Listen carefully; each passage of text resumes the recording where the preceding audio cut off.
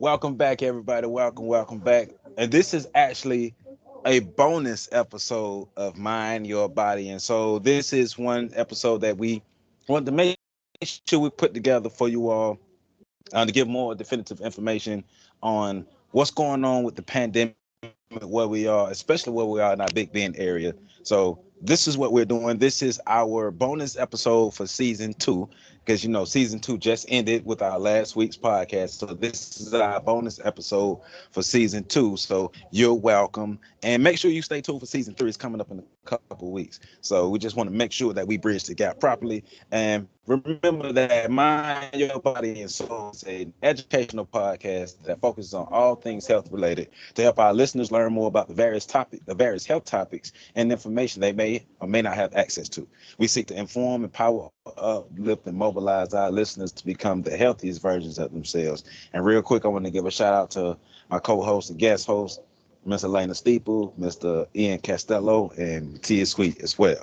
And remember, you can catch us on our website every Wednesday, www.nmcpodcast.com, as well as our parent website, which is www.neighborhoodmedicalcenter.org. And you can catch this podcast on Anchor, Breaker, Radio Public, Pocket Cast, Spotify, Google Podcasts, and of course here on YouTube, this YouTube channel. Make sure you subscribe, like, comment, and share, so as many people as possible can get this information.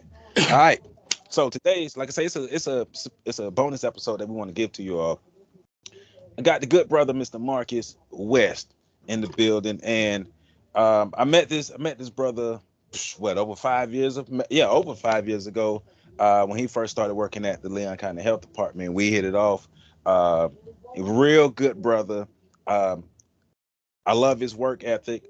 I love the fact that he's not here for the shine or the limelight. He's somebody who's actually in the community, working to make sure that the community is healthier, of course, because we're working in the lane of health, but also we've been in this pandemic for a while. So he's been a part of, or one of the leaders of the initiatives to make sure that Tallahassee can have vaccines. So a lot of the vaccine clinics that you've seen around town, he's been the man behind it. And especially a lot of the vaccine clinics that Neighborhood Medical Center have been a part of, he's been the man behind it. So who else but Mr. West to have come on this podcast? We give you all an update and just see where we are right here in Leon County, just this year to date when we dealing with this pandemic. So, like I said, Mr. Marcus West, welcome to Mind Your Body and Soul.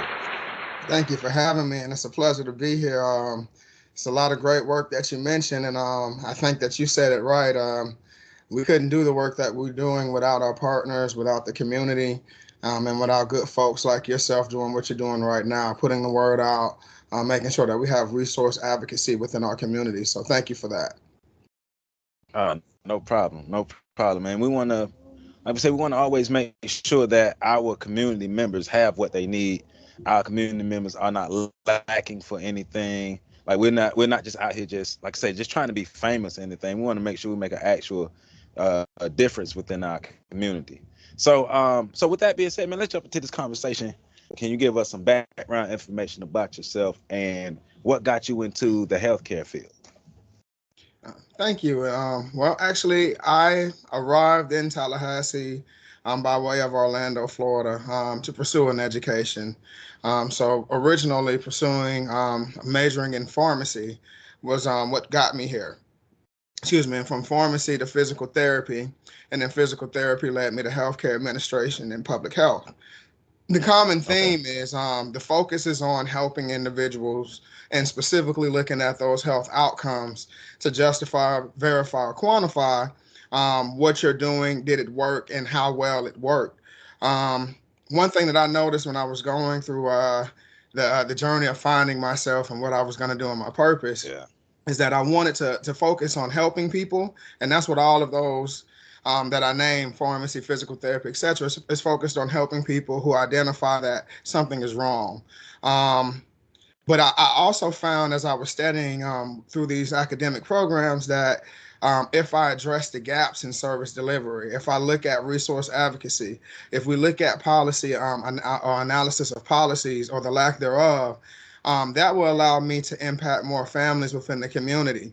And my lived experience Mm-hmm. is what actually drove me to this outcome. Looking at the policies, health outcomes, and how they're married or interrelated. There's a direct correlation between policies, lack thereof, and then health outcomes in certain communities. Right. Yeah, and I'm glad you said that because um especially being on the ground level where I'm at, a lot of people don't think about policy or don't even really understand how policy affects what we do on the ground level, but it has to be a relationship between the people who are pushing policy and the people who are on the ground, because they should be on the same team, the same mindset to have that great overall growth. So I'm glad you brought that up and had that perspective. That's what's up. So, all right. So as of right now, you are the director of community health and planning for the Department of Health in Leon County. So that's a long title. But so for those of us who don't know, can you explain what you do and how the health department is helping to improve the health within our communities? Okay. Well, specifically within the community health and planning division, we focus on health equity or evidence-based approaches to health outcomes within the community. So when we look at health equity within Leon County, we have to understand that equity does not always mean or equal equality. Meaning, if I gave you $5, and if I'm in a room with 20 people and I gave everybody $5, the assumption that everybody in that room would have the same amount of money would be incorrect. Some people start with more or less than the other. So when we look at equal distribution might not always lead to equitable outcomes, meaning everybody has the same or the kind of resources or access to the resources to where they can have quality life or quality health outcomes. So we also need to look at the conditions in the environment where we are born, where we live, where we learn, work, play, worship, and our age. And how we do that specifically within our division is through primary data collection. Primary meaning we ourselves go out door to door and we survey residents and we ask them about their health needs and their outcomes. And we look at that data and we look at also information and data that's collected from other agencies. And we come up with this community health assessment. And that lets us know where the gaps are, the perceived health needs, and where we should. It informs our priorities and also some of the priorities of agencies that we work with, our federally qualified healthcare centers like Neighborhood and Bond, also TMH, which we're right now in the process of working or collaborating with them to renew our community health assessment.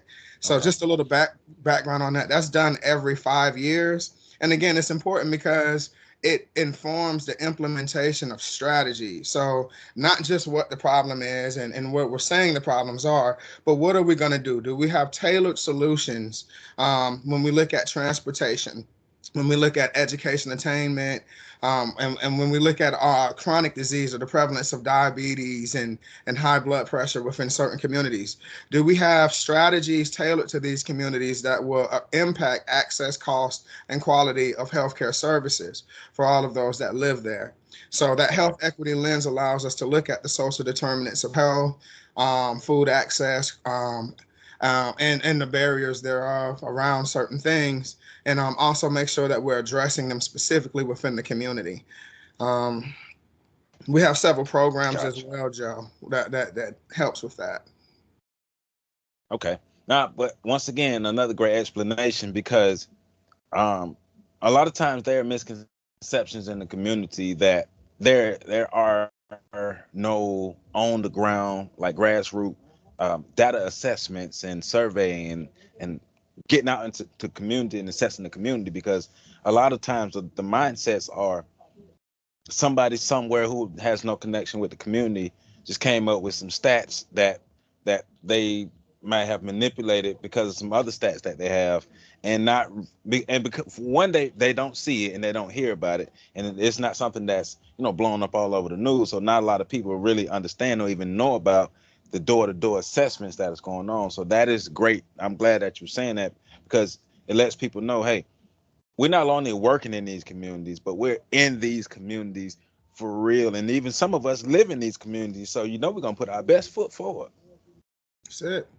And an important takeaway is the information that we get from these assessments, it drives the priority and influences funding, and comprehensive planning. I think the city, the county, all of them look at health data that we have, and comprehensive planning goes into place. So when we talk about maternal child health, health and human services, neighborhood Mm-hmm. safety, transportation, built environment, economic stability, these are all things that, although you might not think of the health department when you hear some of these words, these are topics, domains, or concentrations that are grounded in health outcomes. And we can Right. actually look at these to determine how healthy an individual may be based off of environmental factors.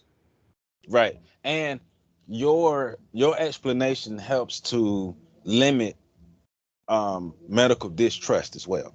Because people like you and I, when we go out into the community and the way we educate people and people know us and they trust us, that helps to eliminate the medical distrust. But it also helps to educate people because you speak their language. You helping to translate the information to them as well.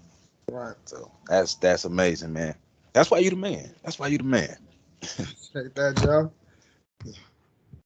Yes, sir. So, um, 2019, well, the end of 2019, more so March 2020, that rocked the world. Things haven't been the same since. We know the virus came out, and of course the pandemic, and because of YouTube, we gonna use the virus. But a lot of people, we still here in October of 2021, and a lot of people are still working off of misinformation or assumptions or fear. So we want to kind of use this time also to eliminate some of that fear of surrounding the virus, eliminate some of the stigma, but do that with information as best as possible. So for those who still at this point may not really understand what's going on, can you explain to them what the virus is and how it affects the body? Okay. And I'm going to come from the CDC, which is I love to use them as a reference Yes. because it's a standard source and it's something that's easily accessible by everybody. So before I begin, I just want to say, as far as recommendations, time frames for exposures, etc., I want to put this disclaimer out. Please check the CDC website. Yes. It changes as the situation changes, and this is a very dynamic situation that we're in. It's changing almost every day. So I wouldn't want for somebody to watch this being time dated and then assume that this is the most up-to-date information Right. because, again, as of tomorrow, something might change. Right. But this won't, as far as what COVID-19 is. And what they're saying is COVID-19 is a respiratory disease caused by SARS-CoV-2. It was newly discovered in 2019, although several coronaviruses preceded it. And the virus is spread mainly from person to person through respiratory droplets produced when an infected person coughs, sneezes, or talks. Some people who are infected may not have symptoms, and for people who have symptoms, illness can range from mild to severe. Specifically, adults 65 and older, or people with any underlying medical condition, are at high risk for severe illness from COVID-19. Okay. Okay. So just clearing up myths and a lot of misinformation. So, 'cause I know when it first came out, everybody was saying, well, it's the 5G technology. The 5G technology is spreading the virus. But I was trying to get people to understand that we're talking about a biological component that exists through cell replication. And if there's no biological agent that is in with cells that are constantly replicating, this virus wouldn't be able to live. And so, what other like myths and things that have you heard about the virus that you've had to demystify? Oh gosh, I've heard about being magnetic, which was weird. Yeah. When I heard that, I heard about having the Wi-Fi, and I said I can assure you that my connection is not better. I don't have more bars when I'm out in public, and I don't make the microwave buzzing sound when you're near your cell phone. Um, Yes. Also, there's a myriad of different myths and things that people say about the virus, but just something I wanted to share. And I don't know if it'll come up later in the conversation or not, but I had to do a presentation to about 200 College of Medicine students. And there was a question that we asked them being a of the educated population as far as medical advancements and as far as sound science and public health doctrines. I was surprised by some of the comments that I heard as far as some of the things that they heard. And I had to ask them one question. How many people do you know that have died from COVID? And, or know somebody that was impacted by it? Everybody's hand went up. Then I asked the next question. How many people do you know have died from the vaccine? I think maybe one hand went up, maybe one. And then as I began to talk to that person, or we heard about it, it wasn't 100% definitive that the vaccination caused the death. This person had underlying conditions and et cetera. So what I'm saying is that regardless of what I'm hearing, the truth is more people, I'm seeing people die. I'm seeing it in my family. I'm seeing it in my close friends, family, etc. I don't see anybody dying from the vaccination. And I think that there's several things that I could say as far as I think specifically why people have reservations about taking the vaccine. What I would say is a couple of things. It's not worth risking your life. It's not worth taking that chance or gambling. And I hear people say about natural immunity. And I try to tell them about car seat belts and house locks and windows. Natural immunity is good. And we're not going to get into the details of it. It is something that exists, but no different than the windows and the doors on your car. Those exist as well, and your windshield. But if you get in an accident, you can very well fly through your windshield. That's why they put a seatbelt in the car, that extra layer of protection. So don't sit in the car without the seatbelt and assume that the windshield is going to protect you, because there is a windshield. But we know that's not the purpose of the windshield. So when we look at house locks, oh, well, I live in a great neighborhood, but you're still going to lock your doors and your windows, because it's not about having faith. And I hear that a lot. And that's something that I hear.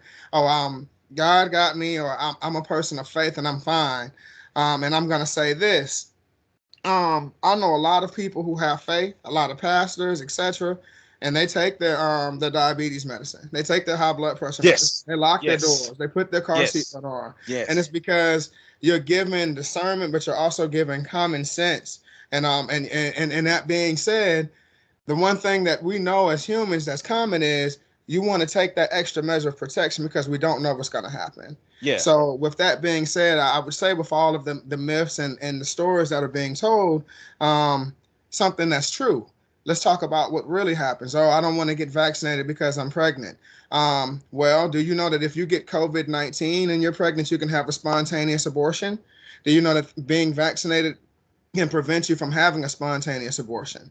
So these are things that I want to put on the forefronts of people's mind. It's not worth losing the mother and the baby, or your parents, or your grandparents, or your family members and friends. Right. Yeah. Because I try to inundate people with information. Because we hear it all, and even like the natural immunity argument. But I'm not the greatest scientist in the world, but I tell people, well, how many generations is that going to take? Because people acting like this is something that's going to just pop up overnight, and we want people to make sure, like you're saying, make sure you're taking the greatest precautions for yourselves. We understand that there's a lot of misinformation. We understand a lot of people are afraid, but if you study the information, you go look up as much information as possible, look up credible sources, and educate yourself, and especially stop listening to the street crew, the people in the streets who are, because you got to think about it, nobody came infectious disease specialist overnight. Nobody done that in a year. That's not happening. So let's make sure we get information from credible sources, but also blocking out the white noise, or even the other noise that may be counter to the information that we're given. But also what was interesting, you saying talking to medical students, I found a statistic that showed people with PhDs are in a higher percentage of people who are not taking the vaccine. And so that's an interesting statistic. But all in all, educate yourselves. Yes, sir. So And I think that comes from just the misinformation. Yeah. And that's something that I noticed. Even though they're medical professionals, some of them are not well versed in COVID, Yes. messenger RNA, technology, things, and something that specific. Oh well, I've heard people been vaccinated and they still got it. Just understanding how the vaccine works. It's not a one shot or one stop shop for all things Yeah. COVID. But what it will do is it prevents severe infection or death. Meaning that, okay, so that individual got it. Did they present to the emergency room? Were tubes placed in their mouth to help them breathe? No, they had a mild cold. Otherwise, that person could have been one of the fatalities that we hear about, or the Hmm. mortalities, excuse me, associated with this disease. So we want to make sure that we're looking at this realistically, and we have sound information, and we have realistic expectations about what the vaccine is supposed to do and what it doesn't do. It's supposed to prevent you Exactly. from going to the emergency room or intensive Right. care. That's what it's Right. supposed to do. Right. Yeah. Now, and what's interesting, I saw a video. It was two guys who were speaking out against the vaccine, but they were trying to say that the guy who created the messenger RNA, they were trying to say that that guy was also anti-vax until a video surfaced of the guy who created the messenger RNA vaccine. He was like, "Yeah, I got both doses of my Moderna already." So that's what I'm telling people. Be careful where you're getting your information from. Sift through the information. And because be careful people who are telling half truths and stretching truths and all that. Go to the sources. That's where they get their information from, and go get those sources and look at the sources of those sources. That's Yes, it. sir. So and I don't know how deep you can go into this, but I know a lot of people are interested in knowing as far as how is Tallahassee in the Big Bend area right now doing with COVID? Like, where are we? Are we improved? Are we gotten worse? Yeah. Well, I can talk about it a little bit. And one thing I'll say is that we're not out of the woods. We're still in the middle of a pandemic, and it hasn't gone away. So we don't want to loosen up as far as mitigation efforts. We are seeing less cases now, or we're seeing a decrease in cases from last week compared to this week, and we are seeing charts trending in a positive direction. Something that I can say is right now our positivity rate is a lot lower or consistent with what we would expect it to be. From last week into this week, we're seeing a consistency with the positivity rate. Some considerations, we did just have FSU's homecoming.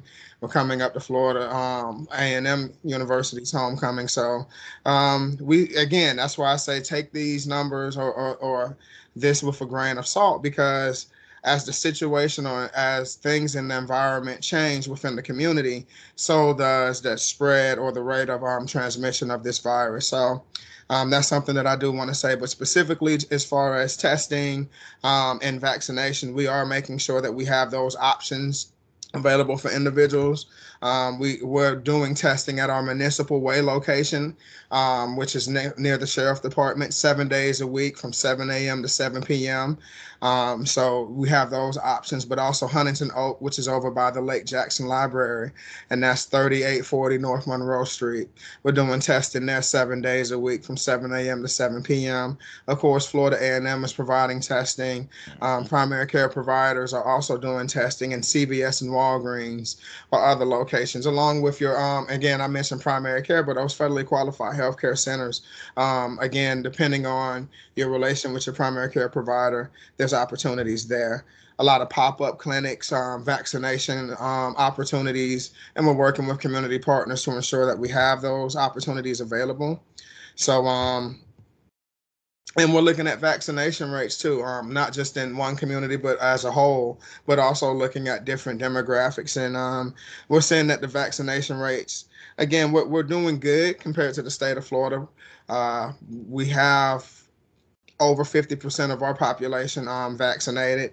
And then when we look at the age That's good. breakdown, we're doing well across the state as well. But there's still some opportunities for improvement. especially when we look at our younger children. We look at individuals who work in positions that we consider essential or frontline employees to where there's potential for high rate of transmission. Communities of color specifically are concerned because we have comorbidities or those underlying chronic conditions that run in our family, the diabetes, the high blood pressure, the asthma. And when you get a COVID infection, these conditions actually compound that infection. You can have a severe illness to where you could represent as one of those individuals that don't make it. So vaccination needs to be considered when we think about that. Lifestyle choices needs to be considered, and then our response, our Yes. outreach and education efforts. Right. Yes. Yes. All those things have to line up. Definitely. Definitely. But once again, great information. Because that leads into the next question, and because it all goes together. Is there are a lot of people, and like we already said, vaccine hesitancy. Um, I know here locally we've and since the beginning of vaccinations, we've had a good number of people to come get vaccinated. I know there was a time in Tallahassee where people were concerned about the African American population not having access to vaccinations. Man, we had to like, hey, hold up now, like yes they do, and I saw people talking about it who wasn't a part of the vaccinations, and so we had to let them know, no, if you want to get a vaccine in Tallahassee, you could throw a rock somewhere and get a vaccine. You could throw a rock and get a test because this city has done a great job. And like I said in the opening, Mr. West has definitely help with that. So, but we're still at a point now where we do want to get our vaccination rates up, but we still have some people who may be hesitant about getting the vaccine because I still think there are some people who are on the fence at this point. So for those people who are on the fence about taking the vaccine, like what information or advice would you give those people to help them be able to make the best decision for themselves surrounding the vaccine? Um, what I would say is there's a body of evidence out there that talks about why it's good to get the vaccine, how they're safe, they're effective, and then just look at the statistics of those around you. We're still losing people in the pandemic. Yes. There's some people who thought that they'd be safe, get one dose of the vaccine, and then got sick with the virus and weren't adequately protected. So even just having one dose isn't good enough. You Right. want to make sure that you take every opportunity to protect yourself. Um, and what I would tell these individuals is, I'm not a gambling man. I'm not. But Right. if I were to gamble, I would gamble on cars. I would gamble on horses, and I would gamble on sports. But what I wouldn't gamble with is my life. So uh, just because you've made it this far doesn't mean that you're right around the corner from being one of the people who find out.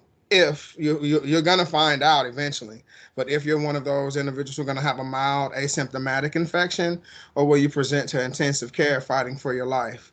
Don't be one of the stories that we're hearing about where people are asking for the vaccination as they're laying in intensive care. Yes. It's too late at that point, but there's several things we can do. And even if you're not the individual who's in that situation, you all have somebody who you love or you care for that you would hate to see in that situation. So we have to do our part to prevent that. Yeah. I have a friend right now that has been in the hospital for about a month dealing with COVID. It's real. I have at least two people I personally know who have died because of this. And so we want to make sure people are taking this for real. Like forget the narratives, forget the all the other stuff that's not grounded in information and truth. Right now, yeah, people have feelings, but let's go with information right now. Let's go with information because we want to be able to protect our city. We want to be able to go back outside and feel safe, take these masks off and feel safe because there's no COVID. But while it's still here, make sure you are wearing your mask, and make sure that you do go get vaccinated. If you choose to. If you choose not to, I'm not going to fight with you. We're just going to give you all the information and let you know, hey, make the best decision. But the vaccinations are already here. But we will encourage as many people as possible to get vaccinated and do what they need to do to keep themselves and their family members safe. Because it's not just about you. Because when I go out, I think about, I don't really think about me, to be honest. I think about everybody else around me. Because I'm around a lot of elderly people, and I know I've been looking at a lot of statistics, and it's been rough on elderly people. So just for me, at least for you, keeping yourself and the people around you safe. Absolutely. So, and we've covered this, and we've talked about this, but just kind of hammering it home. Um, a lot of people with the misinformation, the vaccine is not safe. You shouldn't take the vaccine. The vaccine would do this. The vaccine would do that. And just remind people, out of all these things that people have been saying, you helped me out. It hasn't been confirmed with the information. I haven't seen any information to prove that there's chips in the vaccine. There's no tracking devices or any uh, what those magnetic things or anything happening like that. Have you seen it? Because I haven't seen any of that information. Absolutely not. And I can understand why individuals would say this, or even why some people might even promote it. But no, there's no uh, fact to that I found, and I myself have been vaccinated. I haven't experienced some of the, and there are some mild symptoms, and then we do want to be upfront. Some individuals do have some mild symptoms, but Yes. again, we're talking about mild symptoms compared to dying from COVID. And when I say mild, I mean mild. My arm hurt when I got the first shot. I didn't even feel it when it happened, but Right. later that afternoon, I had a little soreness. It wasn't even sore enough to stop me from working out. So it just depends on the person, and and everybody's body is going to respond to it differently. But one thing I will say is that if you have a reaction to the vaccination, that you should seek medical help if it's consistent with what's listed on the CDC's Mm-hmm. website. Mm-hmm. But again, if you do feel like sick, tired, these again, reading up on the vaccine, it's your body's response to it. This is supposed to Yes. happen, and you're building an Yes. immunity, or you're building a defense against the not the vaccine, excuse me, against the virus. So just understanding how it works, understanding what to expect and what not to expect. I think just making yourself more knowledgeable. So if people have concerns, I would look up what are the actual side effects that are verified, and make sure that you're not having those symptoms, or look at that and say, is this something that I can deal with? And what is the alternative? If it's this opposed to dying, is it a hard choice at that Right. point? Right. Yeah. Talking about, and I'm glad you hit on that. Talking about the effects of it. I know there's a system called the VAERS system where they track adverse reactions. Mhm. And I hear a lot of people talking about the adverse reactions, but I want people to understand that adverse reactions is a broad term. So like Marcus just explained, an adverse reaction could be my arm being sore. It could be that up to like a headache or even something maybe worse. Depends on, but it all depends on your health. So, and that's why a part of the process is telling people go talk to your primary care physician before you put anything in your body. And a lot of times, some people aren't, but go talk to your primary care physician. But adverse effects could range. But also, one thing you pointed out earlier, I remember reading a story about a lady who was due for a liver transplant, but she couldn't get the liver transplant because she wasn't vaccinated. Mm, And I just didn't think that that was the best situation because she's afraid of the vaccine, but they're about to go into your body and put an organ in your body to keep you alive. I'm not that I don't understand that. I don't Joe, understand that, but we uh, want to uh, make sure people make this decision. that what you just said is profound. I was speaking to a group, and somebody said, "Well, I didn't get the vaccine, and I won't get it because I don't do needles." I said, well, have you ever been to intensive care? Have you ever seen somebody on life support? Do you see how many Right. needles? Have you seen the diameter of the needles that they use in those situations compared to what you would get from the vaccine? So if you have a lot of fears, or you like autonomy, or the ability to make decisions for yourself, don't end up in a situation where you can no longer make decisions for yourself and others are making decisions. Because Yes. a lot of what you say you don't like, it's not a matter of what you like. Now they're doing things to sustain your life. Right. And So if you want to make choices and say what you like and what you don't like, what are you doing now while you still have that opportunity? Somebody wise once told me the only bad decision is a decision that takes away your choices. So where you can't make There another you one. go. There you go. I don't There know if I you 100% agree with that. I think there's bad decisions the way you can probably make other decisions afterwards, but I think that's probably the worst kind, one that takes away your freedom. But I think that's very powerful because it speaks to me, it speaks to where we are right now, even with the mandates, because I want people to understand that our behavior, because I still want us as Americans to take accountability for our lack of discipline, our lack of accountability, our lack of following rules, because us saying, I still want to go out, I still want to party, I'm not going to wear a mask, I'm not going to socially distance. These things have led to increased cases. These things have led to the variants of the virus popping up. These things have led to the mandation. So you might not, nobody likes it, but we do have to be accountable for how we contributed to it. So The reason you have speed limits is not our behavior necessarily matters. because of you. It's because the person who you hit deserves an opportunity to live. So Exactly. it's about the Exactly. whole community and not people limiting your rights. It's about making sure that everybody is safe and has the opportunity to live a safe lifestyle. So I definitely understand both Exactly. sides of it. I'm not a politician, nor do I want to be one. But what I do want to be is a health advocate and a chief health strategist. And I think in There you this go. operating in this position, I have to be open. I have to be unbiased, but I also have to be willing and able to accept the truth, which is sound public health doctrine. There you go. There you go. So somebody living in a Big Bend area, they contract COVID. What are some steps they should take? What should they do? How could they get treatment if they contract COVID? Couple of things, just the points of clarity.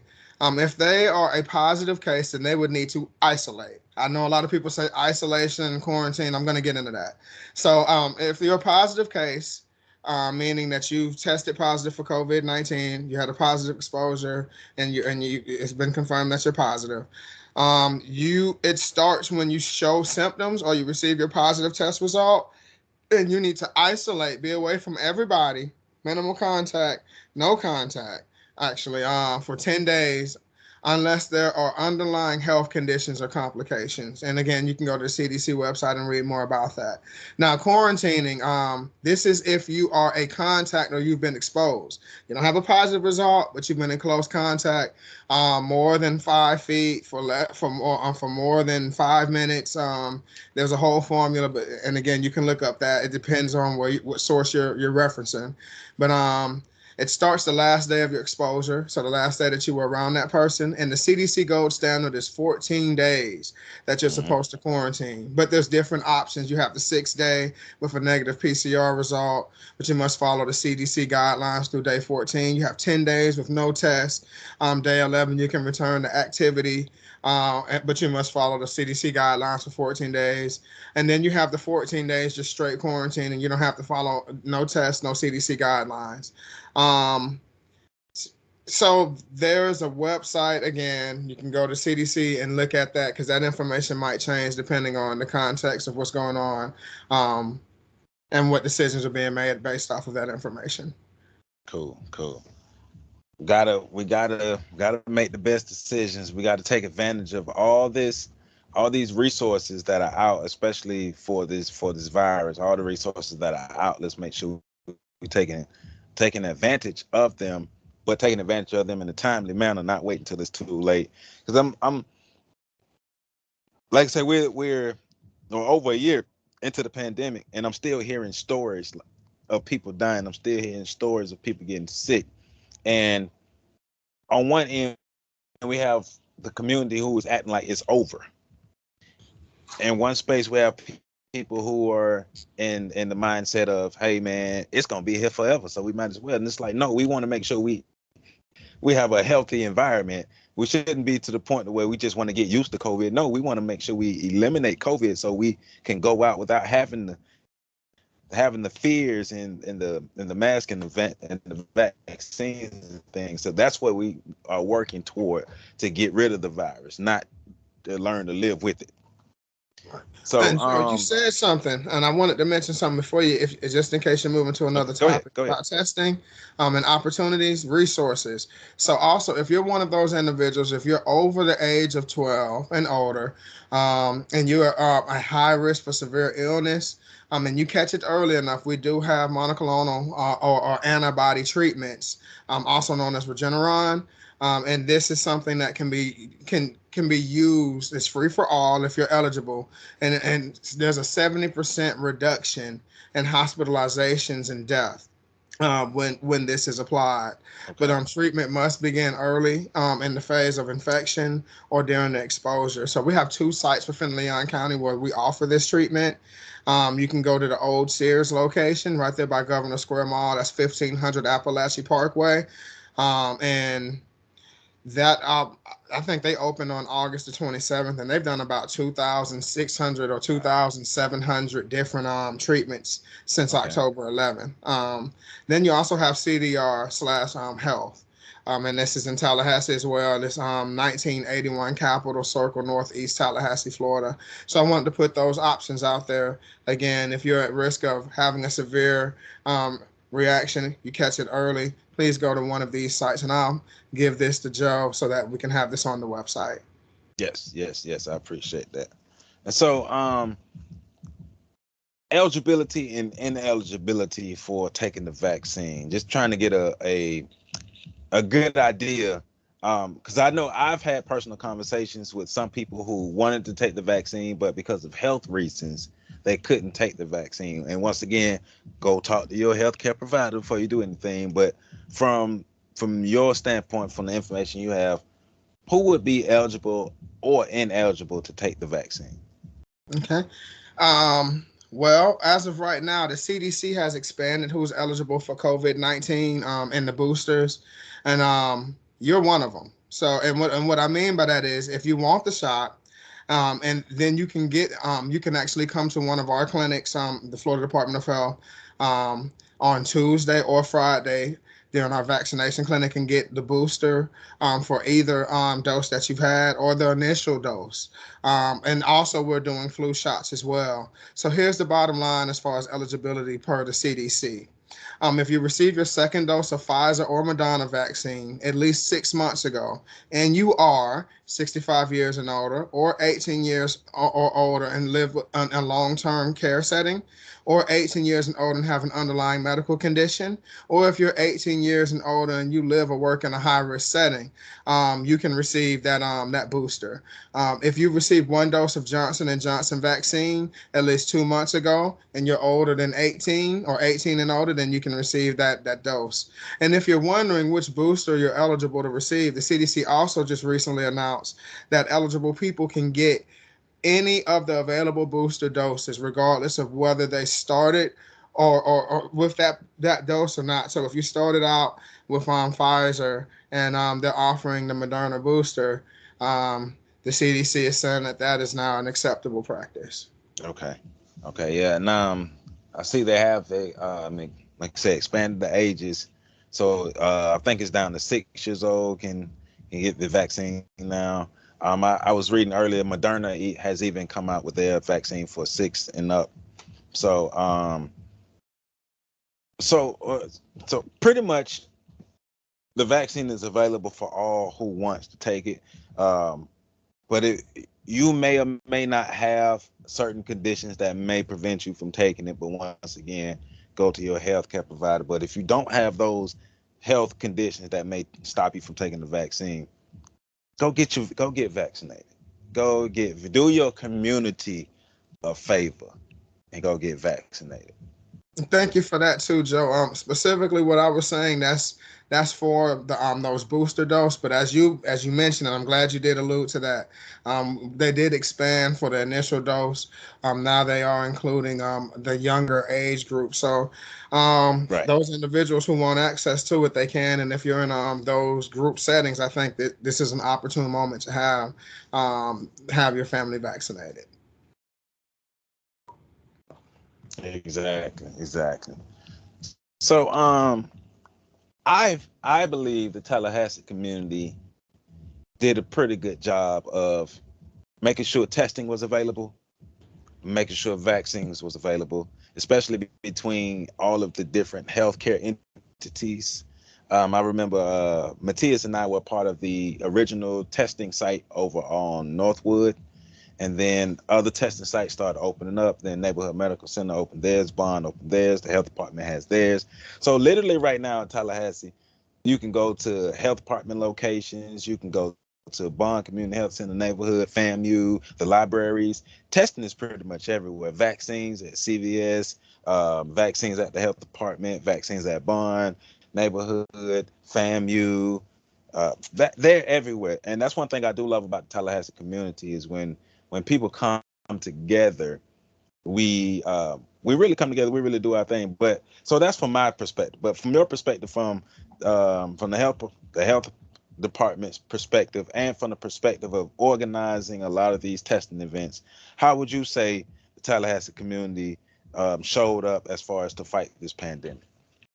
I think that there has been great collaboration within Leon County, specifically across multiple sectors within the community. There's been an amazing response. The faith-based community and Yeah. community-based organizations have been instrumental in assisting us. And when I say us, I'm talking about us healthcare providers. I'm inclusive of the federally qualified healthcare centers with reaching these diverse and rural populations. So, and it's a special love shout out to our federally qualified healthcare centers who have been there in the gaps with the health department and with the community organizations and the faith-based organizations doing this work. Also looking at connectivity to primary care, understanding that those chronic conditions are setting people up for a worse situation than if you don't have an underlying health condition. So you're doing your dual role in this response, and we've been doing a lot of community events, specifically within the rural and the inner city areas. But we have a couple of events going on, partnering with businesses, high traffic areas, essential areas, or where frontline employees work, where people congregate, like Mama D's restaurant, which I'm always hollering about her, which I'll be there tomorrow for lunch, and other places in the community around our communities. And when I say our communities, all the communities within Leon County, not excluding Woodville, not excluding Shares, Highway 20, and Fairbanks Ferry, which are Hmm. our rural, unincorporated areas of the city, but they're incorporated within the county. So we want to make sure, and again, the FQHCs have been instrumental in partnering with us to go out and make sure that we have service where there might be a lack of health and human services or transportation within these areas. So I think we're doing a great job on that. We're continuing to go to beauty salons, barbershops, gyms, hotels, and restaurants to promote health education and mitigation efforts. And we have several events that we're doing, and we're continuing to partner with community partners and faith-based partners to provide pop-up clinics and vaccination support as far as education, health Yeah. education around other topics, but also COVID, understanding that COVID is a minority magnifier as far as disparities, but it's also a disparity magnifier Right. in general. So, Yes. Definitely, it definitely does. But once again, making sure you give it your flowers, man, because you did a great job of helping to organize a lot of these efforts that came out. I'm still thinking about the very first testing event that we did at the Mount Zion Church in the health department. We had a couple kinks to work out, but we worked out our kinks and we was able to move forward.